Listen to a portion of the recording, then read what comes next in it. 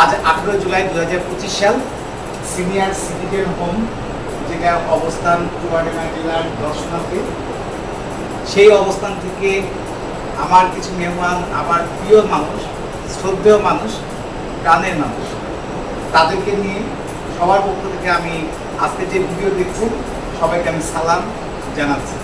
আজকের ভিডিওতে আমরা কিছু আমাদের মেহমানদেরকে, বড় ভাইদেরকে আমি ডেকেছি যে আমি একটা কিছু শুরু করেছি, আপনারা আসেন। সেই বিষয়টা নিয়ে আজকে গত রাত্রে আসছেন আমার বড় ভাইরা ঢাকা থেকে, ব্রাহ্মণবাড়িয়া এবং কুষ্টিয়া থেকে। আমি সবার মতামতটা একটু নেব। প্রথমে বাংলাদেশের সবচেয়ে বৃহৎ, যারা প্রবীণদের নিয়ে চিন্তা করে, প্রবীণ বলতে যারা সিনিয়র সিটিজেন, তাদেরকে নিয়ে যারা চিন্তা করে, সিনিয়র সিটিজেনদেরকে নিয়ে চিন্তা করার মানুষের অবসর খুব কম মানুষ চিন্তা করে। সেই তাদের মধ্যে সিনিয়র সিটিজেন ফোরামের যে প্রতিষ্ঠাতা অ্যাডমিন, আমি চকর ভাইয়ের সাথে একটু কথা বলতে চাই। ধন্যবাদ সিরাজ ভাই। অনেকদিন ধরে সিরাজ ভাই বলতেছিলেন যে আমি একটা হোম প্রতিষ্ঠা করেছি, আপনারা একটু ঘুরিয়ে দেন। তো আমরা সময় করতে পারছিলাম না। তো এবার হঠাৎ করে আমি আমার কয়েকজন আমার সাথী যারা তাদেরকে বললাম চলেন আমরা একটু দর্শনায় ঘুরে আসি। মানে একটা সুন্দর করেছেন আমাদের সিরাজ ভাই, ওনারা রাজি হয়ে গেলেন। আরও অনেকদিন হতে চেয়েছিলেন কিন্তু সময় আসতে পারেননি।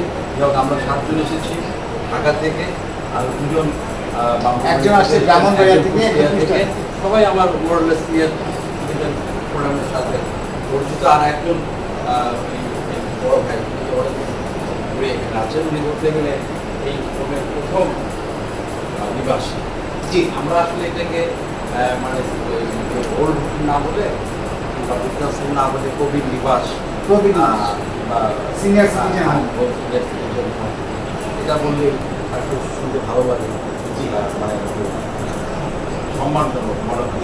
ইনশাল্লাহ এখন থেকে আমাদের যেসব পোস্ট থাকবে সবগুলা পোস্টে বৃদ্ধাশ্রম সম্পর্কে আমরা বাদ দেওয়ার চেষ্টা করব। ইনশাল্লাহ বাদ দেবো। আজকে আপনাদের পরামর্শ আমাদের পাথে হয়ে থাকবে। আমি করেছি আমার ভালো লাগা থেকে, ভালো লাগা খারাপ লাগা থেকে বলবো। খারাপ লাগা কেন?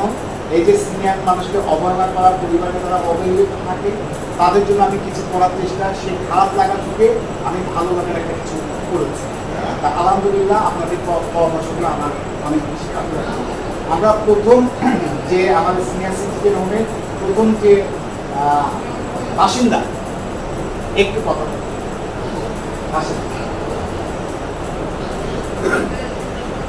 এদিকে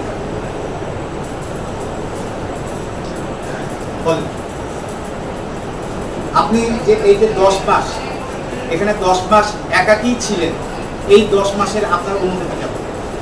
একটু জোরে বললে আমাদের জন্য একটু সুবিধা হবে। আরেকটু জোরে বলুন। আমি 10 মাস আরেকটু জোরে বলবেন তো। আরেকটু জোরে। এখানে আসার পরে সব দিক থেকেই আমার ভালো লাগবে। নিজের শারীর বেশি ভালো লাগছে আমার এখানে আবহাওয়া, এখানকার এই যে সবুজ পরিবেশ, এইটা আমার সব থেকে বেশি ভালো লাগে। যদিও আমি একা থাকি এখানে, তবু আমার পরিবেশের সাথে আমার একটা সম্পর্ক হয়ে গেছে। ওই জন্য এখানে আমার থাকতে ইচ্ছা হয়। আলহামদুলিল্লাহ আমরা সবার মতামতটা একটু নেব। আমাদের মেহমান, আমাদের বড় ভাই আসছেন। ভাই, আপনার পরিচয়টা একটু সংক্ষেপে দেবেন। পরিচয় দেওয়ার পরে আপনি আপনার এই যে সিনিয়র সিটিজেন হোম সম্পর্কে আপনার মতামত দেবেন।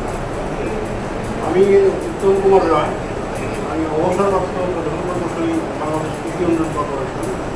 আর এখানে সিরাজ সাহেবের আহ্বানে আমরা দেশের বিভিন্ন প্রান্ত থেকে প্রায় 9 জন চলে এসেছি এটা দেখার জন্য যে এই যে একটা সাহসী একটা মানবিক উদ্যোগ যা আমাদের অনেকের মধ্যে অভাব রয়েছে, সেই উদ্যোগটা উনি নিয়েছেন।